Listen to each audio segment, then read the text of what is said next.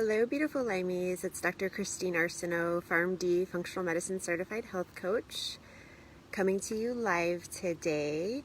Since we had Thanksgiving here last week in the U.S., and one of the traditions is to go around the table and say what you're thankful for, I thought gratitude would be a good topic for today. And psychologists have scientifically proven that one of the biggest contributing factors to what makes you happy in life is how much gratitude you show. So gratitude is the affirmation of goodness. It's acknowledging things in your life or things around you that are good and giving appreciation to that. And it's been found that practicing gratitude invites joy into your life. And how can you do that? How can you go about incorporating a gratitude practice? What does that look like? For some people, it could be gratitude journaling, where you write down things that you're grateful for. For others, it might be saying grace at dinner, or going around with your family and saying what you're grateful for. Or it could be picking a certain time of the day, like first thing when you get up or before you go to bed, where you just go over things that you're grateful for. For me, I like this journal called the 5-Minute Journal that you can get on Amazon. And you list out 3 things that you're grateful for, and also things that would be great if they happen that day. And then at the end of the day, you list things that you were grateful for that happened. And what it does is it just shifts your mind so that you start focusing, start looking for the good instead of the bad, because the way that we're conditioned is to look for the bad in order to keep us alive so that we don't die. We have to look for danger. But that can be detrimental when it comes to healing. So if we're able to just make that shift and look for the good and be grateful for the things that we do have, what we focus on expands. So it gives an opportunity for more goodness to come up instead of focusing on what we don't want. But it's also important not to just use positive thinking as an excuse to repress any feeling that's not positive. That's not healthy either. So I just want to make that clear.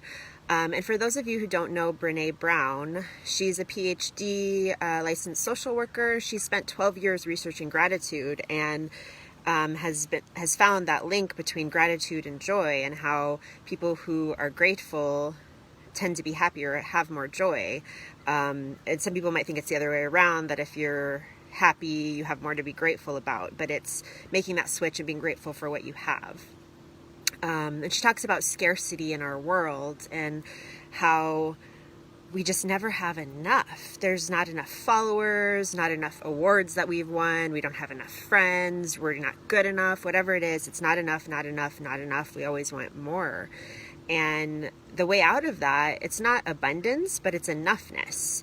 So just appreciating what you already have is how to get out of that scarcity mode. And if you already have enough and you're content, that's the way out of that scarcity mentality, that fear. And so when you're being grateful, you're not being fearful. And grateful has a higher vibration.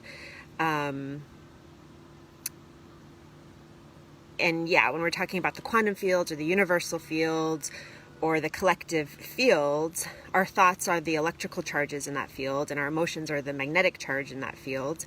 And being in that waveform instead of the D form can be powerful for healing. And so when we're feeling grateful, we're also rewiring our brain to optimally produce more dopamine and serotonin. So gratitude can really have profound healing effects. And so instead of rehearsing a disaster and rehearsing what could go wrong, we can practice gratitude. We can focus on what we would like. When we do that, when we focus on what we don't want, it's like our way of protecting ourselves from possible hurt by thinking about all the situations that could happen. But really, it's not going to protect us if something does go wrong, and it's just our way of not being vulnerable.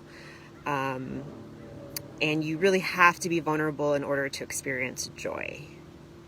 And if we can practice gratitude and stay in that vulnerable state, you can then get to a point of joy and to a point where your body has shifted into a state where it's easier to heal, where we're not in constant fear and not in survival mode. And there was a 10-week study that asked participants to journal. And so there was 3 groups. And so they asked one group of participants to journal 5 things that they were grateful for the past week. Then they had a second group that journaled 5 daily hassles of the past week. And then the third group, they were just asked to journal 5 events that affected them that week. They weren't prompted on whether it should be good or bad events. And what they found was that in the gratitude group, there were fewer health complaints than the other 2 groups. They actually spent more time exercising in the gratitude group, and they had fewer symptoms of physical illness. So there is some data to show how gratefulness can actually impact your health. And so if you're looking for something to add to your morning routine, your bedtime routine, some kind of gratefulness routine could be beneficial to your mind and your body. So I hope everybody has a wonderful day.